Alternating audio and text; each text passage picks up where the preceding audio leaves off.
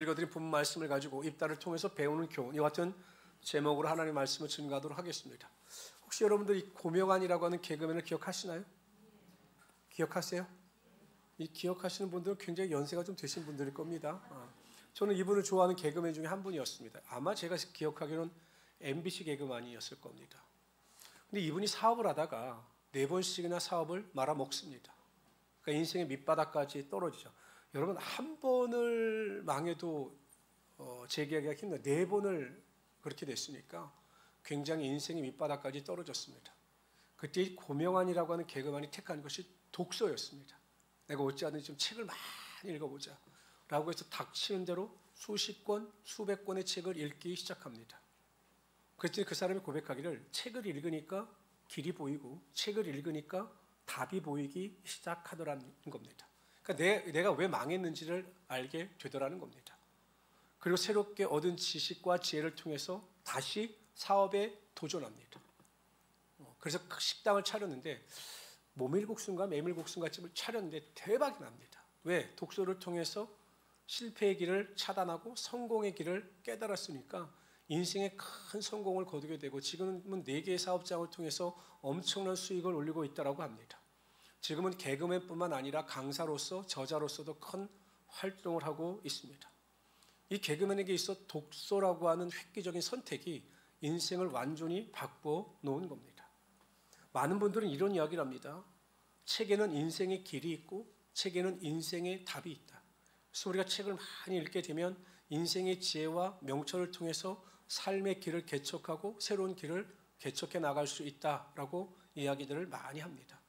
제가 보기에도 맞는 말인 것 같습니다. 이 독서가 주는 유익은 굉장히 큽니다. 왜냐하면 내가 경험하지 못한 일을 다른 사람의 경험을 통해서 배울 수 있기 때문이죠.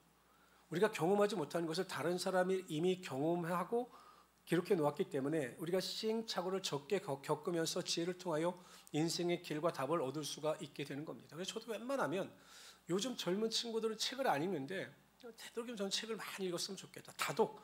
꼭 여러분 기독교인이라고 해서 신앙서적만 읽으면 안 되는 겁니다. 어떻게 하면 기도를 잘할까요? 이런 매일 신앙과 관련된 책 읽는 것도 중요하지만 세상 경제라든지 다양한 책을 읽는 것이 인생의 길과 답을 얻는 데 큰 유익이 될 겁니다.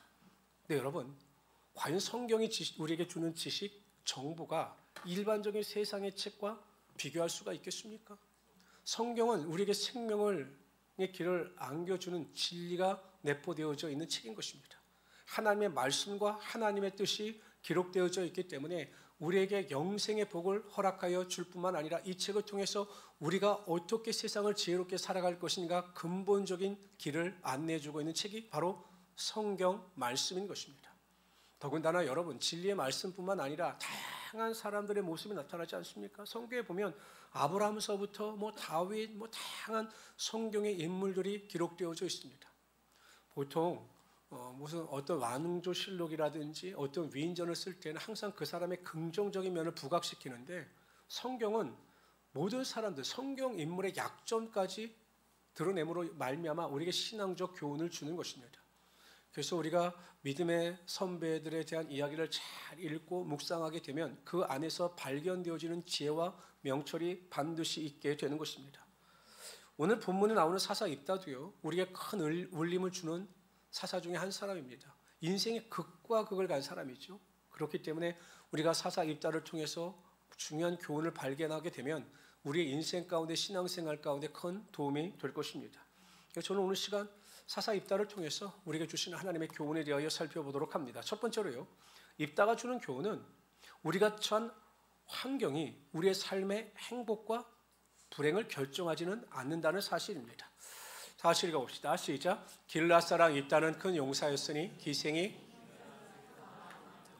여러분, 입다의 어머니가 기생입니다.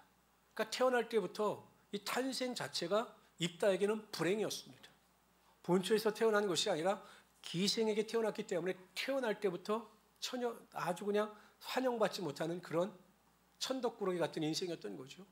근데 점점 자라면서 그 핍박과 조롱과 멸시가 점점 심해집니다. 그래서 본초에게서 난 아들들이 이 입다를 집안에서 내어 쫓습니다. 우리나라도 비슷한 이야기가 있죠. 홍길동, 아버지를 아버지라 부르지 못하고 그러다 결국 쫓겨납니다. 나중에 뭐 율도국을 세워서 큰 인물이 되긴 하지만 그처럼 여러분 이 입다는 태어날 때부터 정말 불행한 인생을 안고 태어난 겁니다. 근데 여러분 입다는요 자기를 사랑했고 그럼에도 불구하고 자기의 삶 자체를 사랑한 사람입니다. 나중에 그 배우를 살펴보면 하나님께서 주시는 믿음이 있었기 때문에 그렇지만 자신이 불행하게 태어났지만 자신이 불행하게 태어나는 것에 대하여 원망하고 좌절하고 인생을 포기하지 않았습니다. 하나님께서 자신을 이 땅에 존재케 하신 이유를 발견하고자 부단히 노력했고 불행한 환경 가운데 굴복한 것이 아니라 그 불행한 환경을 이기려고 최대한 노력을 한 사람입니다. 나가게 됩니다. 그런데 하나님께서 이 입다에게 리더십을 주셨던 것 같아요. 그래서 이 입다를 중심으로 해서 많은 비슷한 부류의 불행한 사람들이 모이기 시작하고 그곳에서 입다가 지도자가 됩니다. 근데 그냥 일반적인 지도자가 아니라 많은 무리를 거느리는 강력한 싸움에 능한 용병과 같은 무리의 지도자가 됩니다. 나중에 자신을 쫓아냈던 길앗 사람들이 암몬의 공격으로 위기에 처하게 되자 이 암몬의 공격으로부터 벗어나기 위해서 길앗 장로들이 회의를 합니다. 어떻게 하면 우리가 이 위기에서 벗어날 수 있겠는가 연구하다가 결국 우리가 용맹을 가지고 있는 입다에 가서 도움을 청하자라고 입다를 찾아갑니다. 그리고 그렇게 장관 자리, 그 다음에 지도자의 자리를 제안하죠. 그래서 여러분 금이환영하지 않습니까? 아니 불행한 환경 가운데 태어나 형제들이 쫓겨났는데 이제는 그 길앗의 리더자로 택함을 받고서 추앙을 받고서 자신의 고향으로 금이 환영합니다. 우리의 삶에 나타나는 실패 또한 문제 혹은 불우한 환경은 그 자체가 성공과 실패, 불행과 행복을 결정하는 요소는 아닙니다. 잘 생각해 보세요. 내가 어떤 고난을 만나고 문제를 만나고 불우한 환경에 직면했다 할지라도 그 자체로 인하여 우리 스스로 불행하거나 행복이 결정되는 것은 아니다라는 것입니다. 많은 사람들이 이렇게 생각합니다. 내가 문제를 만나고 고난을 만나고 결핍을 경험하게 되면 내 인생이 참 불행하다. 어떠한 그 자체만을 가지고 자신의 삶의 운명을 결정합니다. 이건 정말 어리석은 모습입니다. 고난이나 문제나 불행이나 결핍이 그 자체에서 우리에게 불행을 가져다 주는 것은 아닌 것입니다. 그 불행이나 문제를 대하는 태도가 어떠하느냐에 따라 행복과 불행을 결정하는 것이지 내가 고난을 만나고 문제를 만나고 불행을 경험하고 결핍을 경험하고 있다는 것 자체로 인해서 내가 결코 불행한 사람은 아니라는 사실입니다. 그걸 꼭 기억해야 한다는 것입니다. 그런데 여러분 세상 사람들은요. 내가 무엇인가 다른 사람과 비교해서 행복하지 못하면 나는 불행한 인생이다. 그 환경 자체를 놓고 그렇게 판단함으로 말미암아 자신의 인생을 허비하는 사람들이 정말로 많습니다. 그렇지 않아요. 고난, 환난, 문제, 결핍, 불우한 환경이 다가온다 할지라도 여러분 이 입다처럼 하나님이 주시는 은혜와 능력을 가지고 적극적으로 대처하여 우리가 믿음의 방향을 정하고 나가게 되면 오히려 고난이나 환난이나 문제나 불우한 환경이나 결핍 가운데 하나님의 축복과 은혜와 능력이 반드시 나타나게 되어 있는 것입니다. 저는 우리 성도들이 그러한 믿음을 가지고 살아갔으면 하는 바람인 것입니다. 우리가 흔히 말을 하는 것 중에 뜨거운 감자라는 말이 있습니다. 여러분들 감자 좋아하십니까? 감자들 좋아하세요? 감자를 좋아하시는 분들은 굉장히 참 이게 식성이 좋으신 분들은 별로 감자를 좋아하지 않아요. 왜냐하면 꼭 뜨거운 감자를 먹다가 입천정을 댑니다. 이렇게 먹다 보면 막 입천정을 대요. 그래서 입이 작아서 그런지 하여튼 근데 어떤 분들은요 뜨거운 감자를 막 어쩔 때 보면 막 호흡 불어가면서 막 쉽게 드셔요. 우리 목사님들 보면 막 감자 이만한 걸 2개씩 3개씩 막 그냥 돌쇠처럼 드시는 분들도 굉장히 많아요. 너무 좋아하는 거죠. 근데 저는 감자를 볼 때마다 굉장히 부담스러워요. 왜냐하면 솔직히 맛도 없어요. 맛도 없고 저는 고구마가 더 맛있는데. 그러니까 이게 뜨거운 감자인데 이 뜨거운 감자를 어떻게 대하느냐에 따라 맛있는 간식이 될 수도 있고 나를 해롭게 하는 저처럼 입천장을 되게 하는 흉기가 될 수도 있는 거죠. 감자 자체가 문제가 아니라 이 감자를 받아들이는 사람 자체가 문제인 겁니다. 나다니엘 호손이라고 하는 사람이 있었습니다. 대학교를 문해창작과를 다니는 사람이 영국 사람입니다. 이 사람은 어떤 사명감이 있었냐면 이 영국의 문학이 미국의 문학처럼 번영 발전해야 된다, 발전시켜야 된다 이런 사명감이 있었습니다. 그리고 대학 졸업 후에는 뭐 여러 가지 단편을 통해서 뭐 유명세를 타기도 했지만 결국 문제는 돈이었습니다. 왜냐하면 이 작가 생활을 통해서는 생계를 유지할 수가 없자 이 호손이라고 하는 사람이 이 작가 생활을 잠깐 멈추고 직장에 취직을 합니다. 세일럼에 있는 세관의 직원으로 취직을 합니다. 그래서 생계 문제를 해결했습니다. 근데 몇 년 못 가서 해고를 당합니다. 이제 먹고 살기가 이제 갑갑해진 거죠. 그 집에 들어와서 아내에게 말을 해야 되는데 아내의 얼굴을 보니까 할 말이 없는 겁니다. 이거 아내에게 무슨 말을 어떻게 해야 될지. 근데 무겁게 이 말문을 열었습니다. 여보, 내가 오늘부로 해고를 당했어. 우리 어떡하지? 라고 걱정스럽듯이 이야기를 했습니다. 근데 아내는요, 슬퍼하는 게 아니라 오히려 박수를 치면서 잘 됐다고 그러는 겁니다. 정말 잘 됐다고. 여보 잘 됐다고. 당신 해고된 것이 정말 잘된 일이라고 막 박수를 치는 겁니다. 그러면서 이야기하기를 나는 당신이 작가로서 글을 쓰는 것을 원하지 나가서 돈을 버는 것을 원치 않았어. 잘 됐어 여보. 그러니까 열심히 당신이 글을 쓰는데 작가로서의 삶에 최선을 다해봐 라고 이야기를 했습니다. 여러분 말은 위로가 됐지만 생각을 해보십시오. 남자들은 여러분 알지 못하는 경제적인 그 무게감을 느끼는 게 있습니다.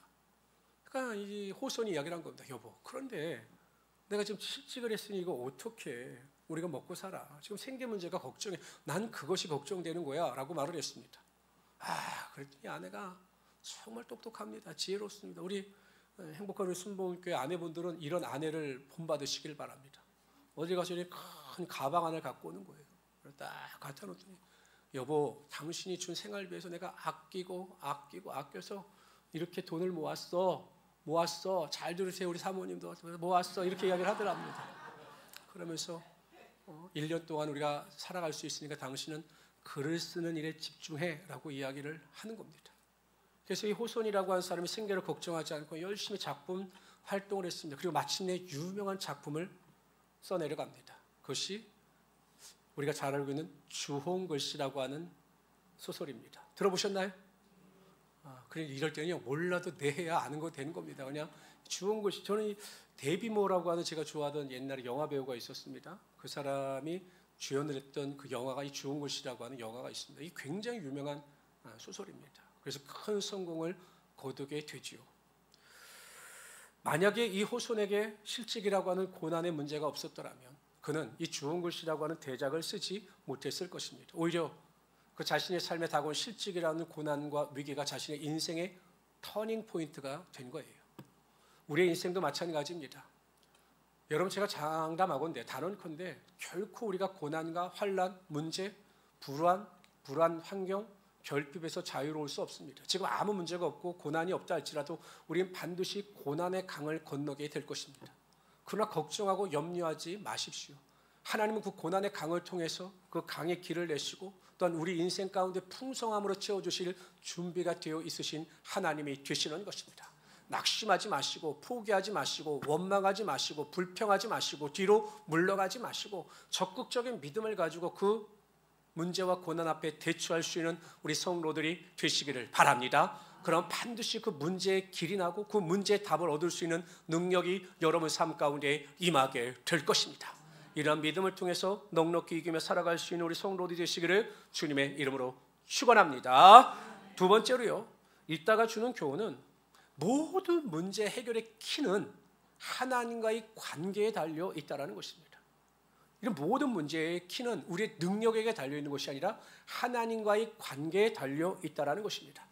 다 같이 한번 읽어봅시다. 시작. 이에 입다가 길라 장로들과 함께 가니 백성이 그를 자기들의 머리와 장관을 삼은지라. 입다가 미스바에서 자기의 말을 다 여호와 앞에 아뢰니라. 다 여호와 앞에 아뢰니라. 저는 이 말씀을 읽으면서 입다가 미스바 앞에서 자기의 말을 다 여호와 앞에 아뢰니라라고 하는 이 말씀을 묵상하면서 다음과 같은 이미지가 갑자기 떠올랐습니다. 잘 들어보십시오. 7살짜리 딸이 유치원 버스를 타고 내립니다. 근데 밖에서 엄마가 기다리고 있어요. 그래서 그 버스에서 내리는 그 딸을 반갑게 맞이합니다. 엄마를 발견한 그 딸은 막 즐거운 마음을 가지고 행복한 모습으로 엄마에게 다가갑니다. 손을 잡고 집으로 들어갑니다. 그리고 엄마가 딸에게 이야기합니다. 얘 누구야? 엄마가 간식을 준비했는데 일로 와서 손을 씻고 와서 이 간식을 먹으렴. 그랬더니 그 딸이 간식을 먹기 위해서 막 종종 다가와서 그 간식 자리에 앉아서 그 간식을 먹으면서 엄마에게 일을 조잘조잘 이야기하는 겁니다. 엄마, 내가 오늘 유치원에 갔는데 아침에 누구와 누가 이야기를 했고 점심시간에 누구와 누구하고 싸우는데 내가 보기엔 누가 더 잘못했고 누가 더 잘하는 것 같아. 그리고 엄마 오늘 간식을 무엇을 먹고 막 일상 이야기를 막 하는 겁니다. 근데 엄마는 그 딸의 모습을 보면서 너무 행복한 거예요. 막 조잘조잘 막 있는 말 없는 말을 다 하는 그 모습을 보면서 그 엄마는 너무 행복한 겁니다. 딸의 그 모습을 보면서 흐뭇한 거예요. 저는 오늘 본문 말씀에서 입다가 미스바 앞에서 자기의 말을 다 여호와 앞에 아뢰니라. 이게 7살 된 딸의 모습을 떠오르게 만든 겁니다. 그러니까 여러분, 입다는요, 하나님 앞에서, 오늘 보면 하나님 앞에서 자신의 삶에 처한 환경의 조건이나 여러 가지 일에 대하여 조잘조잘 하나님께 다 아뢰는 겁니다. 이게 기도의 형식도 되어 수 있지만 정말 하나님께서 나의 아버지가 되심을 믿고 그냥 자연스럽게 조잘조잘 이야기한 거죠. 그만큼 여러분, 입다는 하나님과 친밀한 관계를 유지하고 있었고 그로 말미암아 전쟁에 나가 넉넉히 승리할 수 있었던 것입니다. 그러니까 입다가 가지고 있는 능력보다 더 중요했던 것은 하나님과의 관계성이었고 그 관계성을 통해서 하나님의 능력을 더집어 나갈 수가 있었던 겁니다. 가끔 제가 TV를 보면 여러 가지 문제 가운데 큰 성공이나 업적을 이룬 남편들이 나와 인터뷰를 합니다. 그럼 그 인터뷰하는 기자가 이렇게 묻습니다. 이 고난이나 위기를 극복할 수 있었던 원동력이 어디에 있다고 생각하십니까? 이렇게 물어보면 남편들이 이렇게 이야기합니다. 예, 제 아내가 있었기 때문에 가능했던 것 같습니다. 제 아내가 저를 위해서 뒤에서 묵묵히 견뎌주고 묵묵히 열심히 뒷바라줘서 이렇게 된 것 같습니다. 제가 보기엔 아내가 좀 무서워서 그런 것도 하긴 하지만 아내 덕분이라고 말하는 사람들이 굉장히 많아요. 제가 보기엔 그게 올바른 대답인 거죠. 아무리 고난의 파고가 높다 할지라도요, 가정 안에서 부부가 하나가 되어 원만한 관계를 가지고 그 문제를 앞서 싸우는 가정은 반드시 그 문제 가운데 큰 성공과 업적을 이루게 되어 있습니다. 그런데 부부관계가 원활하지 않으면요, 사소한 문제 가운데 싸우고 다투다가 결국 갈라서는 어리석은 모습을 보이게 되는 겁니다. 신앙도 마찬가지입니다. 고난이나 환난, 궁핍, 불안 환경 자체가 두려운 것이 아니라 하나님과의 관계가 어떠하느냐가 우리의 인생 가운데 정말 중요한 것입니다. 아무리 고난이 다가오고 환난이 다가오고 핍박이 다가온다 할지라도 내가 하나님과 친밀한 관계를 맺고 있다면 매일 하나님으로 인하여 기뻐하고 하나님으로 인하여 즐거워하며 하나님과 동행하는 삶에 소망이 있는 성도라면 반드시 그 고난을 이겨 하나님께 영광 돌리게 되어 있는 것입니다. 그런데 여러분, 삶이 평안합니다. 문제가 없어요. 그리고 항상 평탄한 길이 예비되어져 있어서 그냥 탄탄대로를 걸어가는 것 같습니다. 그런데 하나님과의 관계로부터는 점점 멀어집니다. 예배에 대한 감격도 없고 기도에 대한 기대도 없습니다. 이게 위험한 거죠. 고난이나 환난이나 궁핍이나 불우한 환경이 무서운 것이 아니라 정말 하나님과의 관계에서부터 멀어지는 것이 정말로 무서운 것입니다.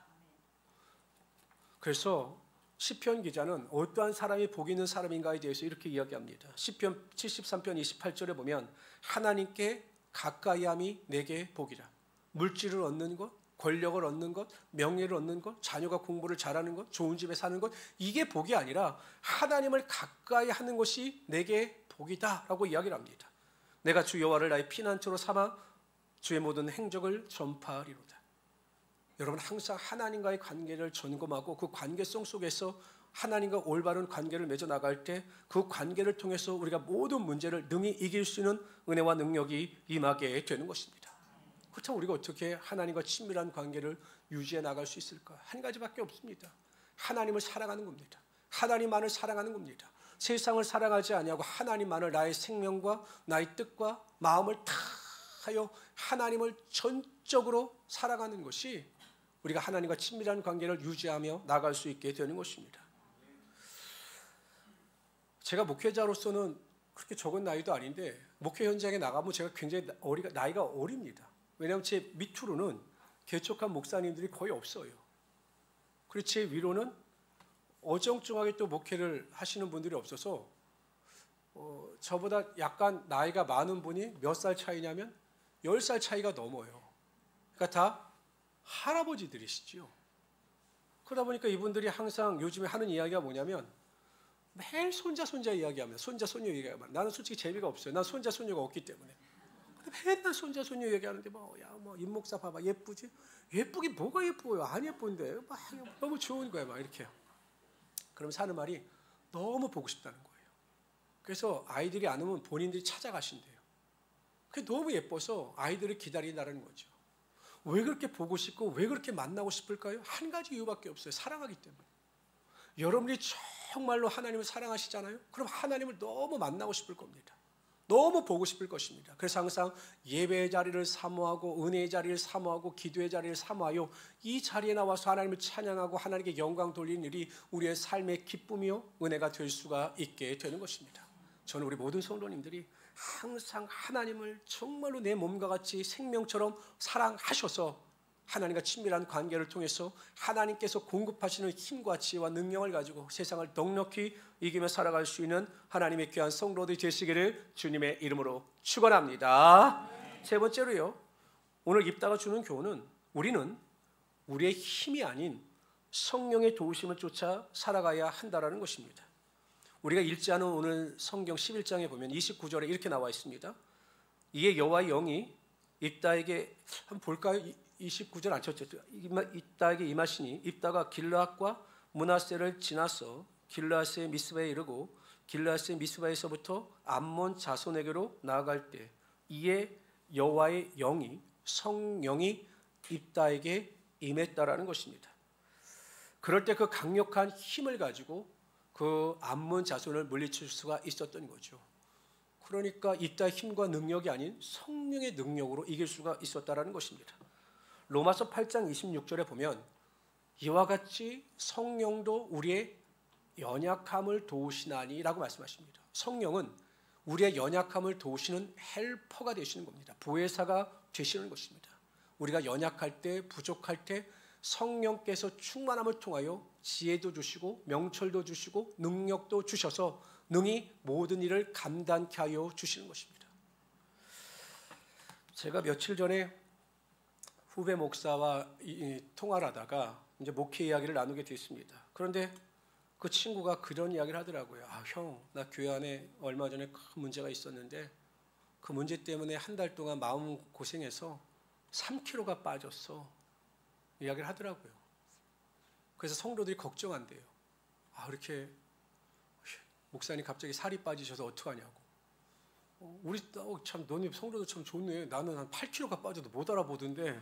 너 성도님 참 좋다 야. 나는 8kg가 빠져도 못 알아보던데. 그래서 왜 그래 그랬더니 하도 여러 가지 문제로 인해서 자기가 마음가리를 너무 해서 3kg가 빠졌다라는 겁니다. 제가 그 생각을 듣다가 그 생각이 들었어요. 그러니까 이 친구도 왜 마음앓이를 했느냐. 자신의 감정대로 못 사니까 그런 거예요. 나의 감정대로. 내 감정대로 살면 내 감정대로 행하면 스트레스를 받지 않을 텐데 내 감정대로 못 사니까 그런 거예요. 그러니까 좋아도 좋아하는 생각을 티를 못 내고 싫어도 싫어하는 내색을 못 하니까 자신의 감정을 감추고 어찌하든지 해야 되니까 그렇게 가슴앓이를 한 거죠. 저도 가만히 생각해 보면 제 성격대로 살면 목회 못할 것 같습니다. 제 성격대로 살면 제가 가지고 있는 원래 본성대로 살면 진짜 목회 못할 것 같습니다. 제 본성은 이렇습니다. 저는 보기 싫은 사람 안 봅니다. 목회를 안 하잖아요. 보기 싫은 사람 안 봅니다. 전 3번 정도 이야기를 해서 고쳐지지 않으면 그 사람 안 봤습니다. 안 봐요. 아예 말도 하지 않습니다. 길거리에서 만나도 인사도 안 합니다. 참 나쁜 사람이죠. 근데 저는 전혀 그게 불편하지 않아요. 저는 많은 사람들과 어울리는 것보다 제가 혼자 있는 것을 좋아합니다. 저는 하루 종일 밥만 3끼 챙겨주면 혼자서 잘 놉니다. 전 절대 누가 어울리는 것보다 제 혼자서 책을 본다든지 하는 제 혼자만의 시간을 굉장히 소중하게 생각하는 사람입니다. 이게 제 본성이에요. 근데 이렇게 살 수 없잖아요, 목회자가. 그렇잖아요. 내가 성도들 주일날 만나기 싫으니까 교회 안 간다? 그리고 제가 성도들이 다 목사님을 좋아합니까? 가끔 그렇지 않은 분도 있잖아요. 그래도 여러분 양이기 때문에 목사는 품어야 되는 거예요. 품어야 되는 겁니다. 내가 싫어도 내가 그냥 좋아하지 않아도 그냥 품고 기도해야 되는 겁니다. 이건 제 본성과 어긋나는 일이잖아요. 근데 해야 됩니다. 왜냐하면 예수 믿는 성도들은 본성을 쫓아 살아가는 사람들이 아니라 영성을 쫓아 살아가야 되기 때문에 내가 하기 싫어도 내가 보기 싫어도 내가 듣기 싫어도 해야 되는 것이 성도의 본분이고 목회자의 본분인 겁니다. 근데 저는 제 본성을 쫓아하면 못합니다. 왜? 성격이 별로 좋지 않기 때문에. 어떻게 그것이 가능한가? 그러니까 제 후배들이 그래요. 형, 목회하면서 형은 성도들한테 화를 한 번도 안 내봤어? 이러는 거예요. 뭐 이렇게 성도들 앞에서 버럭 화를 내본 적이 없는데, 야, 그거 기적이네. 형은 그거 할 말 못하면 병나는 사람인데 어떻게 그래? 누가 하셨을까요? 성령이 하신 거죠. 근데 여러분, 저는 또 감사한 게 뭐냐면 우리 성도들 중에 저를 그렇게 화나게 했던 사람들이 없는 것은 아닌데 거의 없었어요. 없는 것은. 근데 그것도 또 감사한 거죠. 그러니까 제가 여러분 아침마다 하나님께 기도하고 간구하는 것은 성령의 도우심입니다. 하나님, 저의 연약함을 아시지 않습니까? 저의 부족함을 아시지 않습니까? 하나님, 나를 도와주십시오. 나의 생각과 나의 마음과 나의 말과 나의 행동을 다 하나님께서 성령의 능력을 통해 주장하여 주사, 내 생각대로 내 감정대로가 아니라 하나님의 마음을 가지고 하나님의 생각을 가지고 목회하게 하여 주십시오라고 기도해서 제가 이 정도 목회할 수가 있는 겁니다. 성도 여러분, 내 자신을 너무 자신하지 마십시오. 인간처럼 모순된 동물도 없고 인간처럼 연약한 동물도 없습니다. 우리는 완전한 것 같지만 항상 불완전함을 직면하며 살아갑니다. 그러나 성령께서 우리를 도우실 때, 우리의 연약감을 채울지 아니하시고 우리를 도우실 때 우리가 무슨 일이든지 능히 할 수 있는 능력이 성령님으로부터 오게 되는 것입니다. 직장에서든지 가정에서든지 사업장에서든지 내가 앞서서 하려고 하지 말고 나의 연약함을 인정하고 한 번 멈춘 뒤에 성령의 지혜와 능력을 구하심으로 그 능력을 쫓아 모든 것을 해결해 나갈 수 있는 하나님의 귀한 성도들이 되시기를 주님의 이름으로 축원합니다. 네 번째로요, 입다가 주는 교훈은 우리는 절대 우리의 감정에 치우치지 말고 항상 말씀을 삶의 기준으로 삼아야 한다라는 것입니다. 다 같이 한번 읽어봅시다. 시작. 그가 여호와께서 선하여 이르되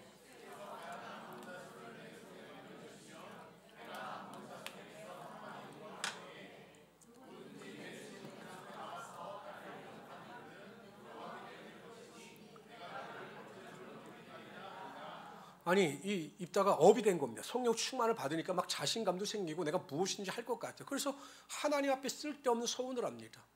내가 암몬과의 전쟁에서 승리하여 집에 돌아오게 되면 나를 처음 맞이하는 것을 하나님께 번제물로 드리겠습니다 라고 이야기를 합니다. 여기서 잘못된 게 있어요. 하나님께 드리는 번제물은 입다가 정하는 것이 아닙니다. 하나님께 드려지는 번제물은 흠없는 수, 양이나 염소로 드려져야 됐어요. 아무거나 하나님께 번제물로 드릴 수가 없는데, 아니, 하나님께 대하여 처음 자신을 반갑게 맞이하는 것을 하나님께 번제물로 드리겠다. 만약에 복돌이가 나왔으면 어떡할까요? 집에 갔는데 기르는 복돌이가 뛰어나왔습니다. 그럼 강아지, 개를 하나님께 번제물로 못 드리는 겁니다. 근데 누가 나옵니까? 딸이 나옵니다. 아버지의 목을 껴안고, 그냥 딸도 엄청 그 입다하고 아버지하고 딸 사이가 좋았던 것 같아요. 요즘 딸들은 아버지 와도 인사도 안 하는데 그냥 문 잡고 인사도 안 한다. 우리 딸은 아니고요. 뭐 안 한다는데 막 그러는 것 같아요. 막 딸이 반갑게 막 인사를 합니다. 그리고 이런 인신제사를 하나님께 드리죠. 하나님은 절대로 인신제사를 받으시는 분이 아니에요. 입다의 제사는 하나님께서 받지 않으셨을 겁니다. 이것도 고집이죠. 자신의 잘못된 소원을 돌이키고 회개하여 하나님께 기도했다면 아마 그 잘못된 소원에 대한 징계를 받았겠지만 하나님은 그를 궁일이 여기서 다른 방법으로 그의 길을 열어주셨을 겁니다. 그래 자신의 감정을 앞세우다 보니까 하나님의 말씀대로 살지 못하고 하나님의 말씀을 위배하는 어리석음을 보이게 된 것입니다. 성도 여러분, 보통 성경을 이야기할 때 정경이라고 하는 말을 씁니다. 예전에 이제 성경이 66권이 정해져 가는 과정 가운데 위경도 있었고 외경도 있었고, 지금은 이제 천주교에서는 성경 외에 다른 외경을 사용하기도 하죠. 그래서 보통 우리가 가지고 있는 66권을 다른 성경과 분류해서 정경이라고 하는 말을 씁니다. 이 정경은 캐논입니다. 예전에 유명했던 카메라가 캐논이잖아요. 이 정경이라고 하는 의미는 재다, 자, 무엇을 재는 자를 의미할 때 캐논이라고 합니다. 하나님의 말씀은 우리의 인생을 재는 척도와 같은 것입니다. 우리의 감정이나 생각이나 경험이 아니라 항상 우리의 인생은 하나님의 말씀으로 우리의 인생을 세워나가야 되고 하나님의 말씀으로 우리의 인생을 재야 하는 것입니다. 그렇기 때문에 항상 우리는 하나님의 말씀대로 살아가는 습관과 훈련을 받아야 합니다. 어떠한 결정이나 선택이나 무슨 일을 하고자 할 때 내가 급해서 내 경험이나 생각대로 익숙한 대로 결정하는 것이 아니라 항상 하나님의 말씀에 입각하여 기도함으로 하나님의 말씀으로 인도함을 받을 수가 있어야 하는 것입니다.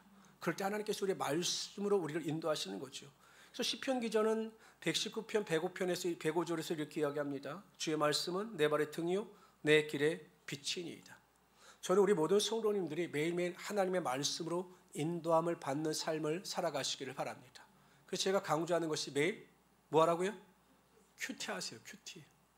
내년도에는 이제 큐티 학교도 제가 자주 열겠습니다. 매번 반복되는 학습을 우리가 하고 있지만 어떻게 하면 큐티를 할 것인가, 어떻게 하면 하나님의 말씀을 들을 것인가, 어떻게 하면 하나님의 음성을 분별할 것인가에 대한 큐티를 매일 해야 우리의 영혼이 하나님의 말씀으로 인도함을 받을 수가 있는 것입니다. 반면교사라고 하는 말이 있습니다. 다른 사람의 잘못된 행동이나 말을 통해서 우리가 그것을 배운다라는 거죠. 어찌 보면 입단은 신앙적 교훈을 통해서 우리에게 반면교사의 본을 보여주기도 합니다. 긍정적인 면도 있지만 어떤 부정적인 잘못된 소원을 통해서 우리가 어떻게 인생을 살아갈 것인가에 대한 반면교사의 모델을 보여주기도 하죠. 그러나 어찌하든지 여러분 입단을 통해서 우리는 반드시 보여야 합니다. 첫 번째는 무엇이냐? 항상 내가 당하고 있는, 직면하고 있는 고난, 결핍, 문제, 환난, 불우한 환경은 그것 자체로 인하여 우리를 불행하게 만들지 않는다라는 것입니다. 우리가 그것에 대해 어떻게 대처하느냐에 따라 오히려 그러한 문제가 우리의 삶의 축복이 될 수 있고 하나님의 능력을 경험하는 도구가 될 수가 있는 것입니다. 우리 모든 성도님은 사고의 전환을 이루시기를 바랍니다. 내가 당하는 고난과 환난과 문제의 현실보다 하나님께서 이루실 하나님의 능력을 믿음의 눈으로 바라보셔서 꿈을 꾸고 비전을 가지고 나갈 수 있는 우리 성도들이 되시기를 주님의 이름으로 축원합니다. 두 번째는 문제나 고난이나 환난이나 불우한 환경보다 더 중요한 것은 내가 지금 하나님과 어떠한 관계를 맺고 있느냐라는 것입니다. 제일 중요한 게 그런 것 같아요. 정말 하나님만 생각해도 내 마음속이 뜨거워지는 은혜가 있어야 합니다. 예수님만 생각해도 나를 구원해 주신 그 은혜로 인하여 마음속에 깊은 울림이 있어야 합니다. 하나님을 생각해도 예수님을 생각해도 내 마음속에 어떠한 변화도 없다? 이것은 하나님과 친밀한 관계를 유지해 나가는 것이 절대 아닙니다. 그래서 우리가 하나님으로 인하여 기뻐하고 구원의 하나님으로 인하여 즐거워할 수 있어야 하는 것입니다. 세 번째, 여전히 우리는 연약합니다. 그러나 하나님 우리의 연약함을 치우치 아니하십니다. 반드시 성령님을 통하여 우리를 도우시고 그 연약함이 변하여 우리의 능력이 되게 하여 주시는 하나님이 되시는 것입니다. 마지막으로 항상 우리의 삶의 기준은 하나님의 말씀입니다. 하나님의 말씀을 가까이 하십시오. 읽으십시오. 묵상하십시오. 그대로 행하십시오. 그럼 그 안에서 진리를 발견하게 되고 하나님의 권세와 능력을 맛보며 살아가게 될 것입니다. 이러한 믿음을 가지고 승리할 수 있는 하나님의 귀한 성도들이 되시기를 주님의 이름으로 축원합니다. 조시 하나님, 오늘 우리가 주님 앞에 나와 우리가 예배하며 하나님의 말씀을 들었습니다.